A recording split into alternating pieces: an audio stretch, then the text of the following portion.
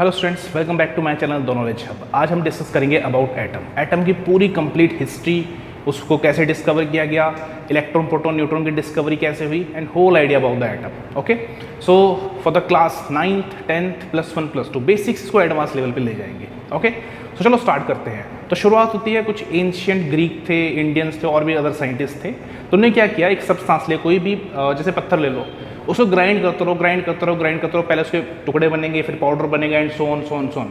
एक स्टेज ऐसी आएगी जब तुम फर्दर उसको ग्राइंड नहीं कर सकते। ठीक है, तो उस स्टेट को बेसिकली जो इंडियन साइंटिस्ट थे, इंडियन फिलोसफर महर्षि कन्नड़, उन्होंने बोल दिया था कि इसका नाम है परमाणु। ठीक है, Hindi word for atom. Okay, तो वैसे ही इसके बारे में डिस्कवरी होती गई। फिर 1808 में दी डाल्टन ने थ्योरी। कौन आया था जिसमें? डाल्टन। तो उन्होंने क्या बोला, डाल्टन ने जो डिस्कवरी कब की थी, ये थ्योरी कब दी थी? 1808 पे। क्या कहा उन्होंने, ये जो सबसे छोटी स्टेट, जो मैटर को जब तुम तोड़ रहे हो, उस पार्टिकल तोड़ रहे हो, तो सबसे छोटी स्टेट एग्जिस्ट करते हैं, उसको एटम बोलते हैं। ठीक है, तो चलो इसके पोस्टुलेट देखते हैं पहले। So first, matter is made up of small individual particles. Matter जो है किससे? स्मॉल इंडिविजुअल, जिनको फर्दर डिवाइड नहीं किया जा सकता। एक स्टेट ऐसी आएगी जहां तुम अब फर्दर ग्राइंड नहीं कर सकते, उस इंडिविजुअल पार्टिकल्स को क्या बोला गया? एटम। ठीक है, दूसरा, सेम जो एलिमेंट है, एलिमेंट मतलब एटम से मिलके सारी चीजें बनी हुई है ना। एटम क्या है? सबसे छोटा पार्टिकल किसी भी चीज का, कोई भी चीज, चाहे वो सॉलिड हो, गैस हो, लिक्विड हो, कोई भी चीज। ठीक है, उसको तोड़ दो, सबसे छोटा जो पार्टिकल बनेगा वो एटम है। अब जो एलिमेंट बने, अब अपने पास तो डिफरेंट चीज़ है ना, जैसे प्लास्टिक है, लोहा है, कैल्शियम, अब और भी तुम बोलते हो कैल्शियम हाइड्रोक्साइड, कोई भी ऐसे सब्सटेंस ले लो, पकड़ लो, कोई भी चीज़, कुर्सी, चेयर एंड सो ऑन। इनको को तुम छोटी छोटी चीज़ों में तोड़ोगे, सबसे छोटा पार्टिकल बनेगा एटम। अब इन्हीं एटम से मिलके इस यूनिवर्स की हर एक चीज़ बनी हुई है। ठीक है, इन्हीं एटम से मिलके यूनिवर्स की हर एक चीज़ बनी है। अगर नहीं बनी है वो शायद एग्जिस्ट नहीं करती। ठीक है, तो मतलब everything in this universe is made up of atom. Atom क्या है? सबसे छोटी यूनिट जिससे मिलके सारी चीज़ बनी है, चाहे वो सॉलिड हो, लिक्विड हो या गैस हो। देखो गैस दिखती नहीं है, तो मतलब एटम गैस पार्टिकल से भी छोटे होते हैं। ठीक है, अच्छा, तो जो जितने भी मेरे पास एलिमेंट क्या होता है? एलिमेंट मतलब जब दो एटम आपस में कंबाइन करेंगे, तो अब कंबाइन करेंगे तो दो टाइप की फिगर बनेगी मेरे पास। अगर सेम एटम कंबाइन करेंगे तो मेरे पास सेम ही एटम तो सेम रहा, जैसे हाइड्रोजन प्लस हाइड्रोजन क्या बन गया? Hydrogen gas. एंड वैसे अगर मैं बोलता हूँ हाइड्रोजन प्लस ऑक्सीजन तो क्या बना? Water and so on. इसी तरह से तो जिसको हाइड्रोजन और हाइड्रोजन आपस में लिंक करके जो बॉन्ड बनाते हैं उनको बोलते हैं एलिमेंट या मॉलिक्यूल। सिंपल बोल दो, दो एटम जब आपस में कंबाइन करते हैं तो बनता है मॉलिक्यूल। अब ये मॉलिक्यूल सेम एटम का भी होता है, डिफरेंट एटम का भी होता है। सेम एटम का कैसे? Hydrogen plus hydrogen same atom आया, hydrogen plus oxygen different atom आ गया। तो वैसे ही यहाँ क्या बोला उसने दूसरी स्टेटमेंट में, जो सेम एलिमेंट है वो सेम एटम से बने होंगे, और जो मेरे पास डिफरेंट एलिमेंट्स है वो डिफरेंट एलिमेंट से, एटम से बने होंगे। तो कॉमन सेंस है ये तो, है ना। तो डिफरेंट जो एलिमेंट होगा ऑब्वियसली बात है डिफरेंट एटम के कॉम्बिनेशन की वजह से बना होगा। ठीक है जी, जैसे एग्जाम्पल के लिए पानी किन एटम से मिलके बना? हाइड्रोजन और ऑक्सीजन, तो डिफरेंट। ठीक है, वैसे अगर मैं बोलूँ सेम उसके लिए एटम्स के लिए, like H2, O2 and so on. क्या मेरी बात समझे? ओके, थर्ड आ जाओ, atom combine in a simple but fixed ratio. अब जब एटम आपस में कंबाइन करेगा तो क्या बनते हैं? उस टाइम में उसने मॉलिक्यूल नाम नहीं दिया था, क्या बोला उसको? Compound atoms. क्या बोला? Compound atoms. आप क्या बोलते हैं हम उसको? मॉलिक्यूल्स। क्या बोला? एटम जब आपस में कंबाइन करते हैं कैसे करते हैं? फिक्स रेशो पे। एक फिक्स रेशो होगा, जैसे पानी है, पानी तुम यहाँ पकड़ लो, अपने घर में पकड़ लो, और कहीं भी किसी भी जगह इस कंट्री के किसी भी कोने में चले जाओ, पानी की कॉम्पोजिशन यही रहेगी H2O। क्या मेरी बात समझ रहे हो? ऐसा नहीं होगा कि यहाँ तुम H2O ले रहे हो और तुम अगर कहीं बाहर चले जाते हो किसी भी कंट्री पे तो वहाँ H3 हो जाए, H4 हो जाए, कुछ हो जाए, H2O तो H2O ही रहेगा। क्या मेरी बात समझे? ठीक है, तो atom combine in simple but fixed ratio. Okay, next, atom is smallest particle which take part in the chemical reaction. अब जो केमिकल रिएक्शन है, फॉर एग्जांपल C+O2, दो एटम का आपस में कंबाइन करना केमिकल रिएक्शन होगी। ठीक है, दो केमिकल्स का आपस में मिलना केमिकल रिएक्शन। जैसे C+O2 CO2 है, तो ये बोल रहा है कि भैया जो एटम है ना वो सबसे छोटा पार्टिकल जो केमिकल रिएक्शन में पार्टिसिपेट करता है। क्या मेरी बात समझे? Okay, atom can not be created and not be destroy. Matter को बना नहीं जा सकता, ना ही उसको डिस्ट्रॉय किया जा सकता एंड सो ऑन। ठीक है, तो देखो यहाँ से क्या होता है इस वाले स्टेटमेंट से, कि बनाया नहीं जा सकता ना ही डिस्ट्रॉय किया जा सकता। तो अगर मैं केमिकल रिएक्शन की बात करता हूँ, अगर कोई केमिकल रिएक्शन हो रही है तो एटम को तो बनाया जा नहीं सकता, ना ही डिस्ट्रॉय किया जा सकता। तो जब कोई केमिकल रिएक्शन हो रही है तो वहाँ क्या हो रहा है? Basically rearrangement of the atom. अब एग्जाम्पल से समझते हैं, C+O2, यहाँ कार्बन है या ऑक्सीजन है? ठीक है, जब ये आपस में कंबाइन हुई क्या बन गया, CO2। तो यहाँ क्या हुआ देखो, C + O2, CO2 बन गया। CO2 क्या बोला इसने, कंपाउंड एटम, जो हम आज पढ़ते हैं मॉलिक्यूल के नाम से, ठीक है। बट यहाँ हुआ क्या, बेसिकली दो डिफरेंट एटम आए, कंबाइन हुए एंड कुछ बना दिया उन्होंने। ये एटम आ गया मेरे पास, ऑक्सीजन एलिमेंट आ गया, CO2। क्या मेरे पास समझे। अब देखो यहाँ क्या है, इस तरफ कितने कार्बन है, 1, यहाँ भी कितने हैं, 1, यहाँ कितने ऑक्सीजन है, 2, यहाँ भी कितनी है, 2। तो ये जो मेरे पास क्या आया, atom can not be created not be destroyed, मतलब जो मास होगा ना इसका, यहाँ पे लेफ्ट हैंड साइड किसी भी केमिकल रिएक्शन में लेफ्ट हैंड साइड वाला मास राइट हैंड साइड वाले मास के बराबर हो गया, नंबर ऑफ एटम के रिस्पेक्ट ले लो या मास के रिस्पेक्ट पे ले लो। क्या मेरी बात समझ आई। चलो नेक्स्ट देखते हैं। अब जैसे इसकी कुछ इसने चीज़ें बोल दी, ये सारी चीज़ें, अब इसमें कुछ कमियां भी थी। इसने ये तो बता दी कि एटम सबसे छोटा पार्टिकल है, पर इसने बोला एटम को फर्दर डिवाइड नहीं किया जा सकता है, नहीं इंडिविजुअल कि फर्दर इसको डिवाइड नहीं किया जा सकता, जबकि हमने देखा है कि एटम के अंदर भी तो प्रोटॉन न्यूट्रॉन इलेक्ट्रॉन होते हैं, ठीक है। तो कुछ ना कुछ इसकी मतलब अच्छाई भी थी तो बुराई भी होगी। बुराई इन द सेंस जो चीज़ें डिस्कवर नहीं कर पाया उसको आगे एडवांसमेंट पे डिस्कवर तो हमेशा होती रहेगी। तो भैया आप देखते हैं कि इसकी क्या लिमिटेशन थी। तो इसके हमारे पास क्या आगे जो फायदे थे, क्या क्या क्या, एटम का पता चल गया सबसे छोटा पार्टिकल होता है, केमिकल इसी एक एटम आपस में कंबाइन करके इन्होंने डिफरेंट एलिमेंट्स क्रिएट किए, कंपाउंड क्रिएट किए, मॉलिक्यूल्स कंटेन किए। तो उस टाइम इसने क्या नाम दिया था, कंपाउंड एटम्स। जब दो एटम आपस में कंबाइन करते हैं तो क्या बनता है, कंपाउंड एटम्स। आज हम किस नाम से जानते हैं, मॉलिक्यूल। तो देखते हैं वो किसने दिया और उसकी कमियाँ क्या थी, ठीक है।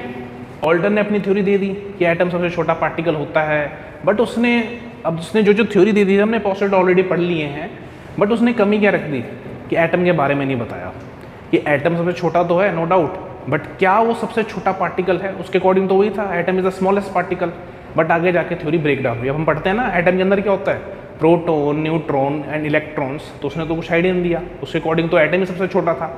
तो देखते हैं कि उसकी लिमिटेशंस क्या थी, ठीक है, और फिर उसको जो लिमिटेशन उनको कवर किसने किया। तो सबसे पहली लिमिटेशन थी, इसने जो रिएक्शन हो रही ना, अब एटम आपस में कंबाइन करके जैसे पानी बन रहा है, एग्जांपल H2O, अगर मैं इसको बनाना चाहूँगा वाटर को, तो वाटर कैसे बना होगा, जब हाइड्रोजन और ऑक्सीजन के एटम आपस में कंबाइन हुए होंगे, हाइड्रोजन और दो हाइड्रोजन और एक ऑक्सीजन आपस में मिले।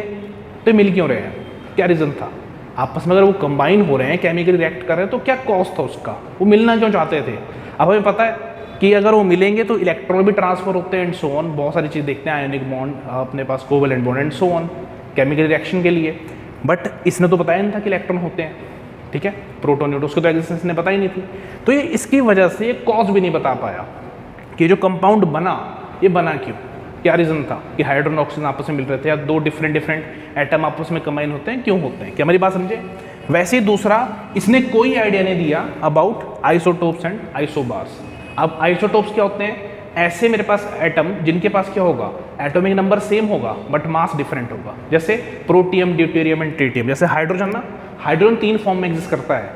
एक देखो उसका एटॉमिक नंबर तो सेम है, एटॉमिक नंबर वो आपको आइडिया होगा, 9th 10th वालों को शायद, 9th वालों को एटलीस्ट ना हो, तो हम डिस्कस कर लेंगे एटम। अभी धीरे धीरे हम स्टेप बाय स्टेप चलते जाएंगे, तो पूरा प्रोडक्ट टेबल बताऊंगा वो किस तरह से, क्या मतलब एटम की नेमिंग कैसे करनी है, उनको याद कैसे करना है, ठीक है। तो अभी के लिए फिलहाल रखो, जो हाइड्रोजन है वो 3 स्टेट पे एग्जिस्ट करता है। देखो 1H1, 1H2, 1H3, जो पैरों पे है ना नीचे फुट पे, ये होता है एटॉमिक नंबर, उनका नंबर के अकॉर्डिंग अरेंज किए जाते हैं, ठीक है। तो देखो उस पर एटॉमिक नंबर तो सेम रहा, जो मैंने ऊपर लिखा है होता है इसका मास, ठीक है। तो हाइड्रोजन कितने में एग्जिस्ट किया, एक इसका मास 1 है, एक 2 है, 3 है, 3 फॉर्म पे एग्जिस्ट करता है। तो पहली फॉर्म क्या है, प्रोटियम, ड्यूटेरियम, ट्रिटियम, इसको बोलते हैं हम isotopes, which have same atomic number but different mass. वैसे ही आइसोबार्स आते हैं, उनके पास क्या होगा, देखो एटॉमिक नंबर डिफरेंट है बट मास क्या है, 40 40 40 सेम। तो इसके अकॉर्डिंग तो सारे भैया इंडिविजुअल थे, अलग अलग थे, ठीक है। तो अकॉर्डिंग टू द डाल्टन, हर एक जो मेरे पास एटम है डिफरेंट उनका एटॉमिक नंबर होगा, मास मतलब जो भी मेरे पास होगा डिफरेंट है इनके पास, ठीक है। बट यहाँ तो सेम आ गए, तो इसका तो कॉस्ट नहीं पता है, उसके अकॉर्डिंग था कि जो मास होगा सभी का अलग अलग होता है, सेम नहीं होता। वैसे ही यहाँ एटॉमिक नंबर सबका क्या होगा, जैसे यहाँ मास आ गया ना डिफरेंट होगा, यहाँ क्या आ गया, मास सेम आ गया, यहाँ मास डिफरेंट, बट यहाँ एटॉमिक नंबर क्या है, डिफरेंट, मास सेम। क्या मेरी बात समझे। तो आइसोटोप्स और आइसोबार्स के बारे में नहीं बता पाया। तीसरा, इसने कोई आइडिया नहीं दिया, वही जो हमने डिस्कस किया, electron, proton, neutron, structure of atom, कि एटम कैसे बना, इसके अकॉर्डिंग तो यही था ना, एटम सबसे छोटा है, तो एटम के अंदर क्या है वो नहीं बता पाया डाल्टन, ठीक है। नेक्स्ट, नॉट एक्सप्लेन द, अब तीसरा एक और आता है, not explain the nature of binding force between atom and compounds. जैसे सॉलिड हम ऑलरेडी डिस्कस कर चुके हैं कि जो सॉलिड लिक्विड गैस 3 स्टेट मिलती है अपने को, ये मिली कैसे, जब एटम आपस में कंबाइन हुए, उन्हीं से सॉलिड बना, उन्हीं से लिक्विड बना और उन्हीं से गैस बनी, ठीक है। बट क्या रीज़न था, कोई चीज़ सॉलिड बन गई, कोई चीज़ लिक्विड बन गई, कोई चीज़ गैस बन गई। इसके बारे में तो कोई आइडिया नहीं है ना कि पार्टिकल पास आएंगे, दूर रहेंगे एंड सो ऑन। उसने से इसके बारे में एक्सप्लेन नहीं किया था। हमें तो पता है कि सॉलिड में पार्टिकल नज़दीक होते हैं, बहुत टाइटली पैक्ड होते हैं, इसमें थोड़ा दूर होते हैं, उसमें दूर होते हैं। तो क्या रीज़न था, इसमें कौन सी फोर्स लगती है, कौन सी ऐसी फोर्सेज की वजह से सॉलिड बन रहा है, कौन सी ऐसी फोर्सेज की वजह से लिक्विड बन रहा है, और कौन सी उनके बीच फोर्स है जो गैस बन रही है। इसके बारे में इसने एक्सप्लेन नहीं किया, ठीक है। नेक्स्ट, ये हम फ्यूचर में पढ़ेंगे, ठीक है। Not explain the Gay Lussac law. अब ये है क्या, ये गैसेस के बारे में है, मोल्स एंड एटॉमिक नंबर, वो हम फ्यूचर में पढ़ेंगे, क्योंकि अभी आपको जब मैं लॉस करवाऊंगा ना तो आपको समझ आएगा, ऐसे नहीं आएगा फॉर +1 +2, ठीक है।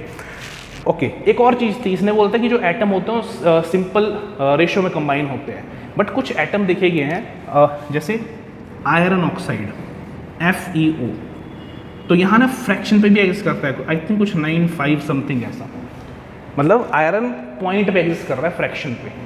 तो अकॉर्डिंग टू डाल्टन थ्योरी क्या बोला था कि सिंपल रेशियो होगा, जैसे 1, 2 एंड सो ऑन, ठीक है। बट यहाँ क्या आ गया, फ्रैक्शन पे भी आना स्टार्ट हो गया, तो ये भी एक्सप्लेन नहीं कर पाए थे।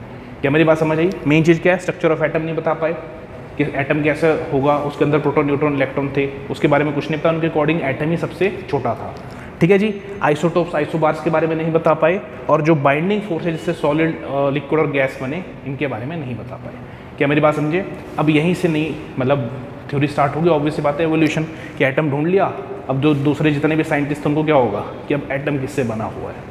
तो अब मेरे पास मॉडर्न थ्योरी आएगी जिसमें हम पढ़ेंगे Thomson, Rutherford, Chadwick and so on other scientist, ठीक है, कि उन्होंने क्या क्या थ्योरी अपनी प्रपोज की, जिसकी वजह से हम स्ट्रक्चर ऑफ एटम के, मतलब एक रेस लग गई to find the structure of atom.